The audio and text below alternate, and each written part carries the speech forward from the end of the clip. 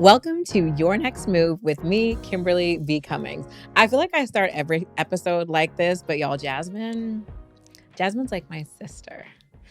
We are corporate besties. In today's episode, we're talking about corporate besties / lateral sponsorship. And I think it's something that everybody needs to have and may not even understand what it is.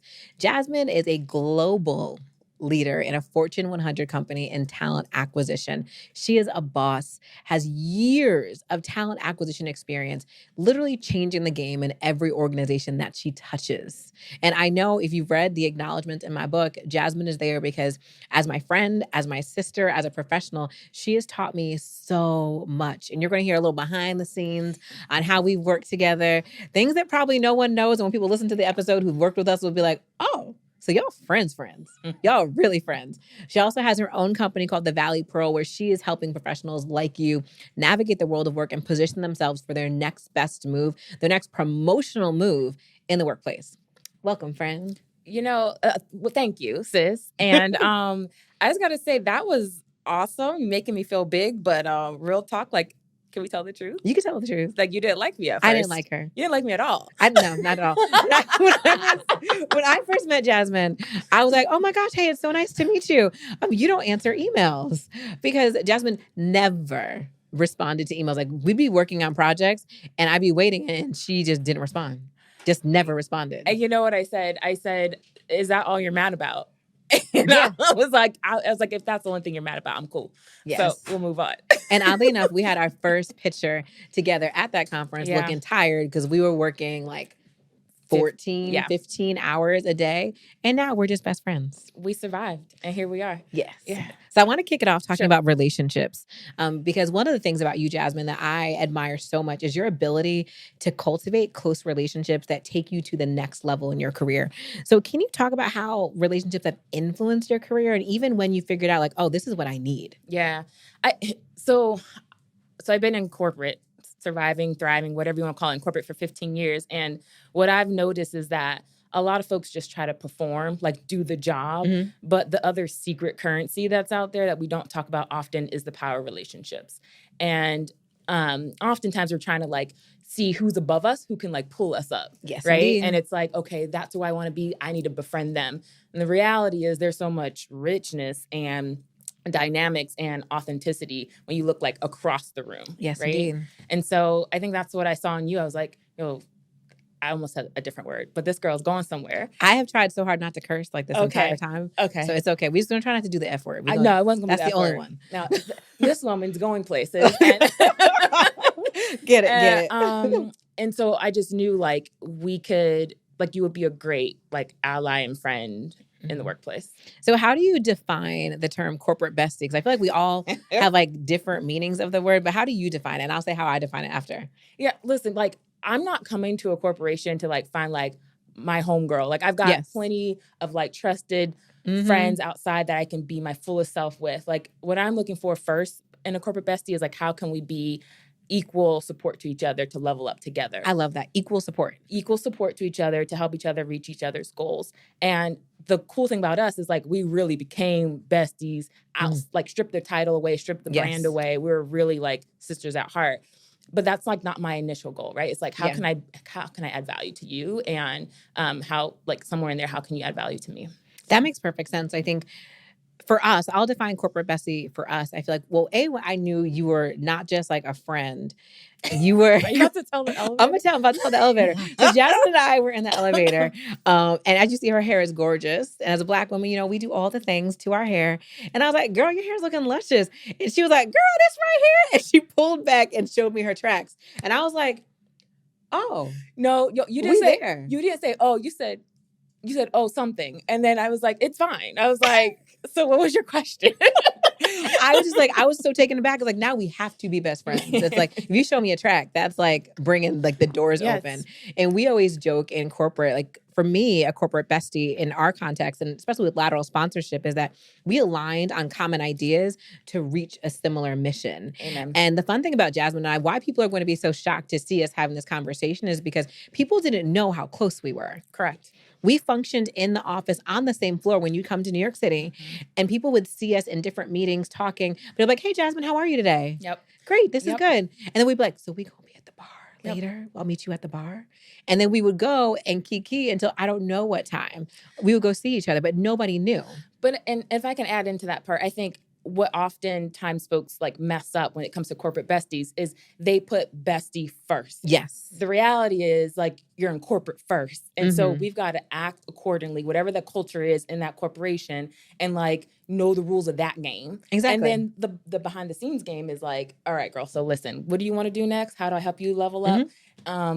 Because it's not always in our best interest, like my dad would say, for your left hand to know what the right hand's doing. So like we strategize. Oh, yeah. And then we would talk shit behind the scenes. Yes.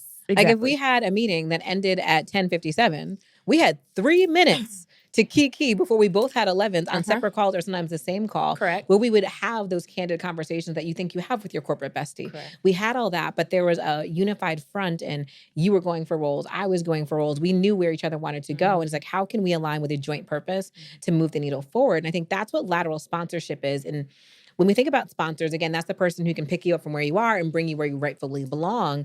But I think we always think about that higher level. Yeah. But when you have great relationships with your peers to align on team goals, organizational goals, we've worked on several projects together.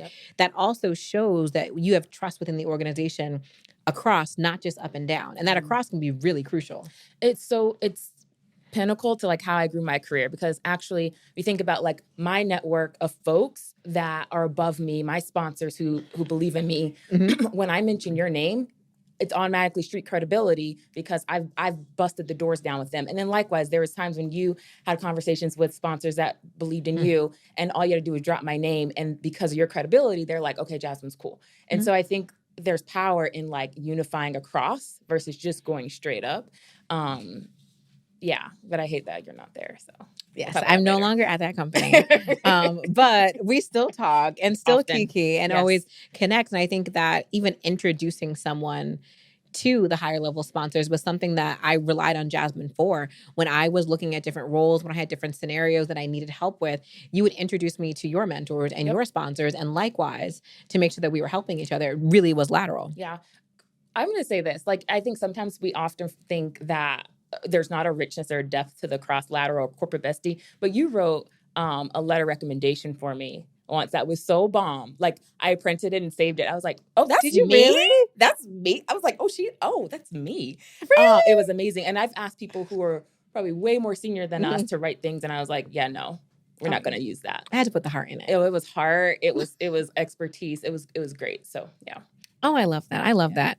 So I want you to give some advice to women. So for women who are in the workplace right now, and honestly, anyone in the workplace, period, not just women and when people of color, but if you're in the workplace and you feel like you don't have lateral sponsorship, you don't have a corporate bestie, what do you feel like you should be doing? And then also, like, second part would be in this remote context. And I think our relationship is a good example of that, because you are in Phoenix, I was in New York, so it was remote for a minute. But what should people be doing if they don't have a corporate bestie or lateral sponsorship?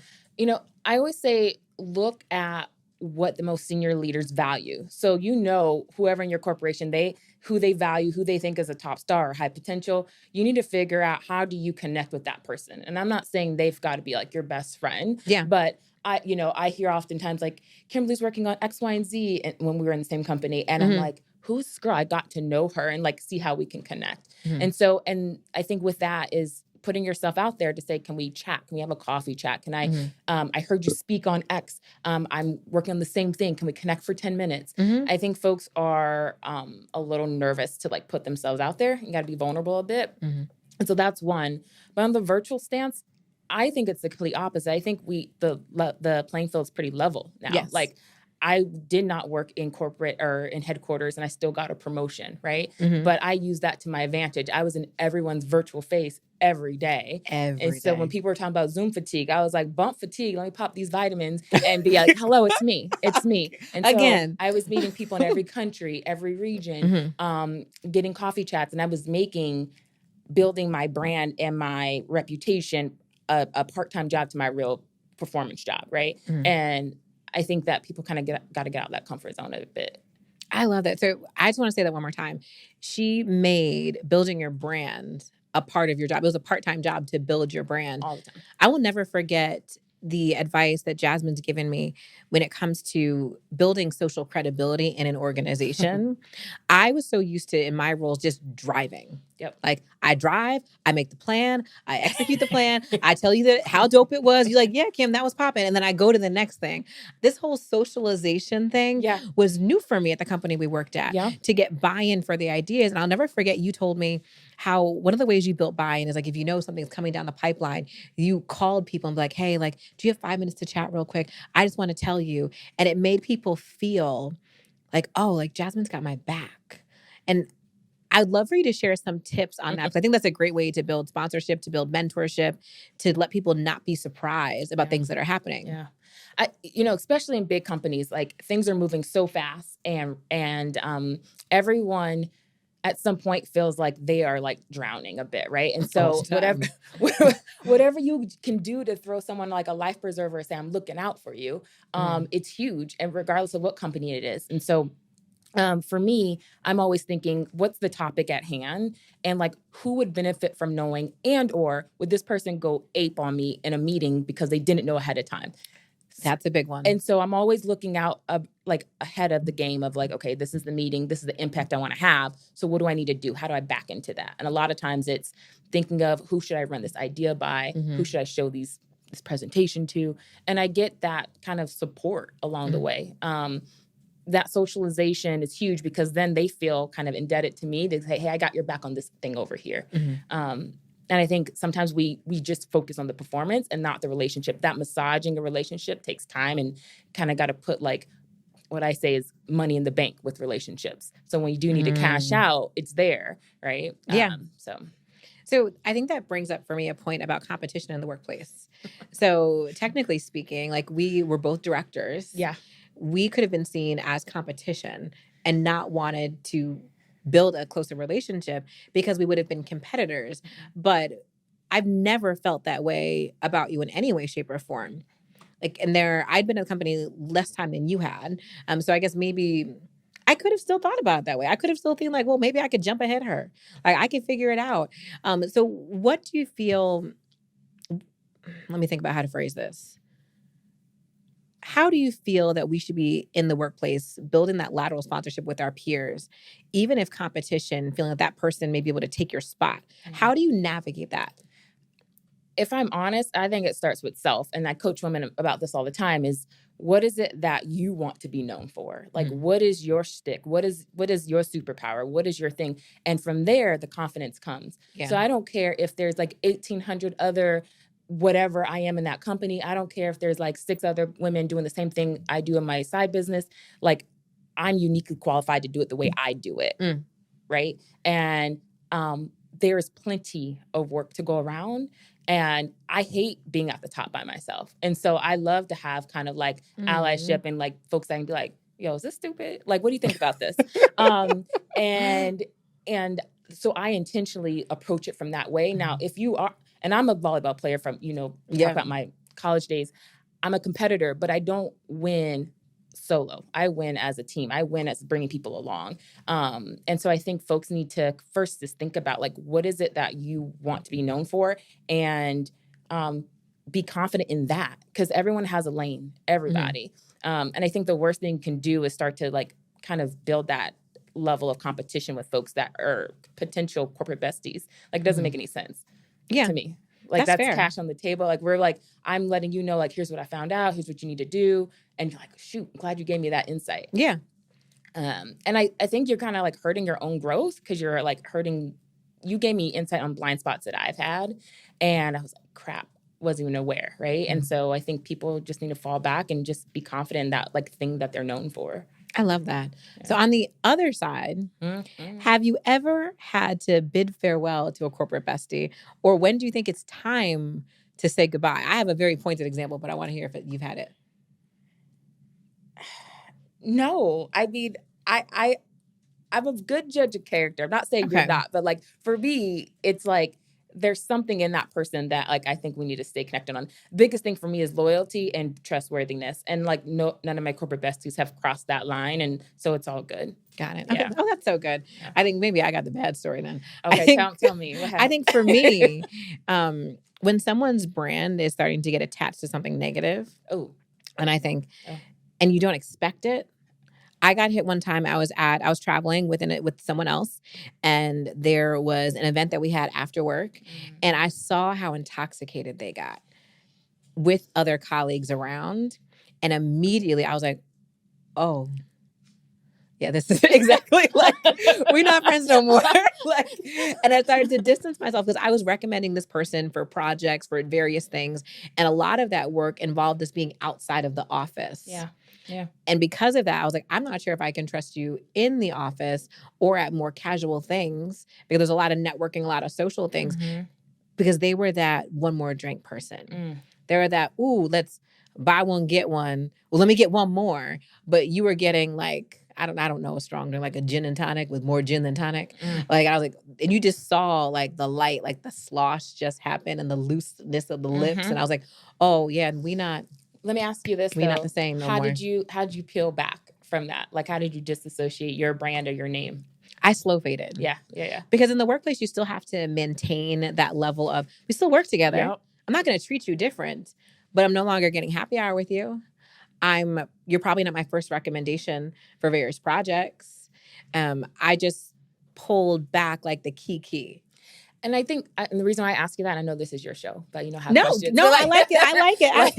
I love it. But I think it's so important for folks to know, like, you can't just burn the bridge. No. Because you're still in relationship in some way. It just may not be that, hey, girl, let me tell you what I know to help you out. It's now like, hey, good to see you at the elevator. Keep it moving. I'm not going to show you my track. But I'm exactly. You don't get to see that. Yeah, exactly. Yeah. I think it's who you're seen with also in the office. I think we had this conversation on another podcast episode about leadership, about when you move into a new arena, when you move into a new role, you can no longer be at that water cooler anymore. No.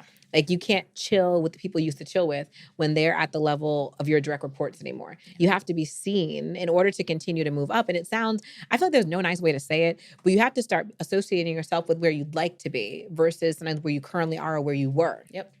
So when you're with someone whose brand isn't in alignment, who's known for acting out in meetings, who's known for being disrespectful, who doesn't carry themselves well, who has poor executive presence, who doesn't execute well on projects, they're going to look at you like, oh, you rock with them?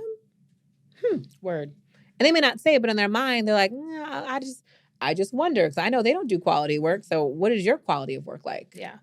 There's so much power in association, for better or for worse, right? Yeah. And I think folks, especially, I won't go into it a lot because I know there's another episode about this, but we want your perspective. It's about you, baby. Go ahead. When you are growing in leadership, right? Like you literally do have to disassociate. I remember once a big team I led, like 20 people in tech. They wanted to invite me to a pool party. I was like, ma'am, sir, yeah. I'm not sitting in my bikini on the side of the pool with you. And they were legit. They're like, you're so cool. You're amazing boss. That part, I'm your boss, right? And so I said, I want you guys to have a good time. I respectfully bowed out, and they invited me a few more times, and eventually we're like, oh yeah, Jazz not coming to that, right? And so it gave me space to hold them accountable when I need to hold them accountable for performance. Because again, we're in a corporation first. And then I become friends with folks after I've left companies. Yeah. But that we couldn't be friends and me lead you. No, ma'am. Yeah. I think when you have that manager-peer relationship, especially what I found for myself, I'm generally close in age. Yeah. And because I moved faster in my career, I've managed people who are older than me. And even it just gets wonky. You have to create that line and not go too far that when you have that performance discussion, it's no longer respected. Yeah. Because if you're at the pool party kikiing on Saturday, or let's say it's a Sunday, and Monday morning you have that 7 a.m. leadership meeting because you're a global company and someone is late, it's like, oh, well, you already know, Jazz, I was out. It was wild last night. Negative. You were there. Like, no, you can't have that conversation. Yeah. So I want you to talk a little bit more about your coaching, because I think your perspective and how you do things with the Valley Pearl are really interesting. So can you share a little bit more about the Valley Pearl? Yeah. So what I've noticed, and it's my experience, when I first got into corporate, I just focused on getting the job done. It's all about performance. They will see me. They will tap me on the shoulder and tell me that it's time for me to promote. But the reality was I was seeing so many less than qualified people. and I will say that Less again, than qualified. less than qualified Yes. people rising the ranks quickly. And I was like, this is crazy. And so long story short, for me, it became my personal mission once I figured out the rule book or the playbook, Yeah. right? And that's what I talk about a lot. It's like the playbook for promotion and how to leverage social media, how to leverage LinkedIn, like you leverage Instagram to get your brand Yes. out. Oh my gosh. How to leverage your corporate bestie, how to support, like how there's a game within a game. And a lot of times, especially folks that are, diverse, like we are taught, like, just do the job, you will get noticed. And reality is, like, part of the job is your relationships and how you nurture them. And so I teach women how to basically have a guided plan, a roadmap to get that promotion and get seen. So yeah, it came from trial and error, but I'm here. Yes. And I'm still going. So. Yes. Ain't gonna stop. And I'm so excited. Like, if you check out my LinkedIn page too, like I talk about people that I've brought along and I highlight them and put them on. Again, there's enough for everyone. Enough to go around. And I love seeing people get what they want, especially in a big corporation. So exactly. Prime example, like, because our clients could be the same. Yeah. Yeah. And there's no love lost. Like, I'm like, listen, I think this person might be better suited for what you do or how you approach it. Exactly. And I am very, our personalities are different but complementary. Like, yes. I won't say the name, but we call each other. But yes. We have a nickname, y'all. Yeah. And I think, like, because I'm just like, listen, unfiltered with a lot of my clients, that's just how I respond. And the right clients for me are receptive to that. Exactly, 100%. And I think I just want to double down before we let you go for today about that playbook piece, because I think that right now we're in a day and age where people are kind of misusing that authenticity piece a little bit. People are like, well, I want to be my authentic self. I have to be my authentic self. I can't work someplace if I'm not my authentic self. This is how I do things. But it's not authentic to me to do it this way. But on the other side, especially as a career and leadership coach and in your work as well, there is a game to be played. Correct. And there's a game to be played in every industry. I don't care if you are in tech, if you are in big finance, if you are in consulting, if you are in higher education. There is a game. There is a rule book. It's not written down. You have to figure it out or get a mentor or a sponsor to educate you. And I think that we need to lean into playing that game a little bit more. Correct. Because when you're looking to get promoted, when you're looking to build a career, not just have a job, you got to kind of understand. Yeah. And not come in guns a-blazing trying to change the game. Yes. Like, find the playbook, find coaches who can help you understand the playbook and execute. And I think it sounds so simple, but I think people don't do the work, right? Yeah. They want to come in and make radical change without understanding. I have another episode on, like, your first 90 days in the workplace. Oh, yes.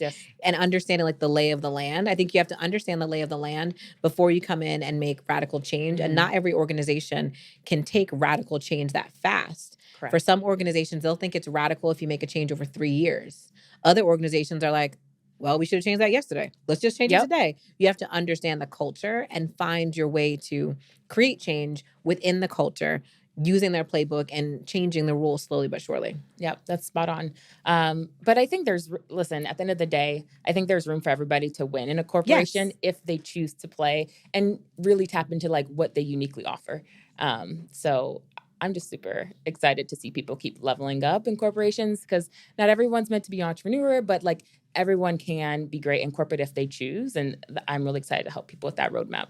I love it. I love it. Is there any final words you have for my people today? And let us know where we can find you. Yeah. So you can find me at thevalleypearl.com or Instagram is thevalleypearl as well.